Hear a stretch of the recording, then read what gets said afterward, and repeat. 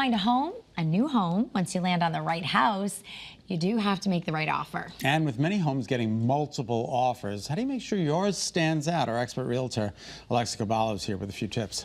What do you do? Jump up and down on the front lawn? Put a clown costume on? Big shoes? What? All of the above. Okay. A lot of people. We need you doing that for us too. No, seriously. A lot of people waive inspections, but we always say don't do that, right? Horror stories I've seen from that, and I understand because people get like, I don't say desperate, but after being denied so many times in multiple offers, they're like, how else can we appeal our offer? But anytime someone's ever done that, a lot of times they end up having regrets. So do not waive the inspections. I always say, it's not often you get to meet the buyer. I've bought homes in the past, literally signed the mortgage, and never met the people who owned the house before me. I think it's always an advantage to meet the people and to let them see your personality and let them see that it's going to go to a good buyer. Do you agree or disagree, and how do you facilitate that? You know, it's really an interesting thing because on one hand, it is maybe a nice thing to have like a face to the name and this and that, to be able to build rapport and build a relationship. But also, on the other hand, I know we just got out of Fair Housing Month, we want to make sure there's protection in place for people. That's why, as realtors, we're kind of there to guide, to make sure that, you know, when we're presenting the offers, people aren't looking at things based on who the person is versus what the offer contains. Because we want fair and equal housing opportunities for all. Okay. So we shouldn't be low-balling out of the gate. That's probably going to rub people the wrong way. It's so crazy because there's so many people that have been looking for years because they've been lowballing and are just waiting for that deal or that steal. Unfortunately, guys, I would not hold your breath. It's not coming.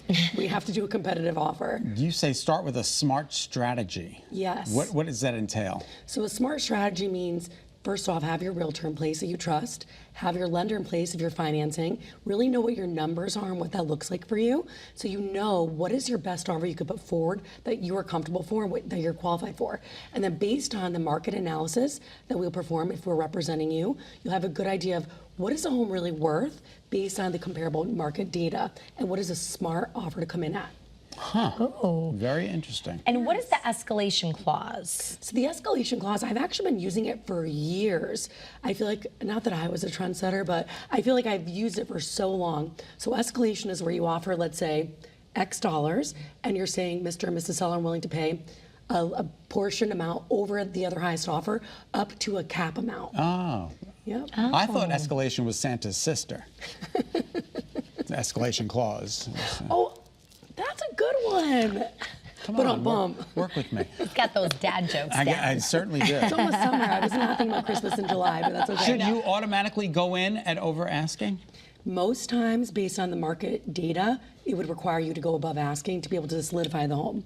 Wow. Most times. Most times. Probably just get a foot in the door, right? Yeah. Since there's more than likely multiple offers, or people are waiting around to see if they can get something higher. Correct. So a lot of times there are multiple offers still in this market. It's not as crazy as it was maybe last year. Right. But you're still going to be going up against quite a bit of competition. So you always want to make sure you have a good strategic price you're coming in at, which is most likely above asking. Okay. Be intentional about the concessions you ask for. So concessions would be like, and this was very typical when I started 14 years ago as a realtor. So a concession is when you actually offer a purchase price and then you say, let's say $5,000 back and seller to credit buyer and concessions towards the buyer's closing costs, prepaid expenses, etc. It's very tough these days to get any type of concessions negotiated in, but it's not impossible. It's not impossible. So just be mindful of that. Okay. Was it odd for me to meet the people who bought my house in Canton and show them around the house? You know, it's not very typical. I showed them how the alarm worked. You are Scott Haney, so I would say that was a bonus. Becky, our producer, said that's weird. I mean, if you're for a normal situation, but I think that, you know, you threw in a little public appearance there. Well, David and Cherry Ho, I want to say hello to you guys. I love it. We send Christmas cards back. I was just going to say, I think you got something out of that. I did. Yeah. I did. You wanted to make sure your home was going to people. I really did. I wanted to make sure it was yeah. going to a good family. They're terrific. I love them. It does make you feel good when someone's going to get into the home and love it and respect it the way you did. Yeah. All right. Well, there's all the information to get in touch with Alexa. 860-808-4125. That's me. Thanks, Thank Alexa. you guys. All Thanks. right. Good to see you.